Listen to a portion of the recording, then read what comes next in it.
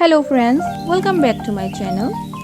আজকে সকালে আমি কি রান্না করেছি ওটাই তোমাদের সাথে শেয়ার করছি। উচ্ছে আলু ভাজা করেছি, পটল আলু সয়াবিন দিয়ে একটা তরকারি করেছি, আর করেছি ঢেঁড়স ভাজা। ঢেঁড়স ভাজা আমার মেয়ে খুব ভালো খায়। আর তারপর এগুলো করতে করতে দেখলাম মেয়ে ঘুম থেকে উঠে গেছে, তখন বাজে 8:30। আজকে স্কুল বন্ধ ছিল তাই একটু বেশি ঘুমিয়েছে। তো মেয়ে যখন উঠে গেছে তারপর মেয়ের ব্রেকফাস্টটা সাইডে দিয়ে বসিয়ে দিয়েছি, মেয়ে খাবে। তারপর রান্নাবান্না শেষ করে মেয়েকে খাইয়ে দিয়েছি। তো আবার রাত্রে কিছু একটা করতে হবে, রাত্রে করবো এটা। তো আজকের জন্য এটুকুই। সবাই ভালো থেকো।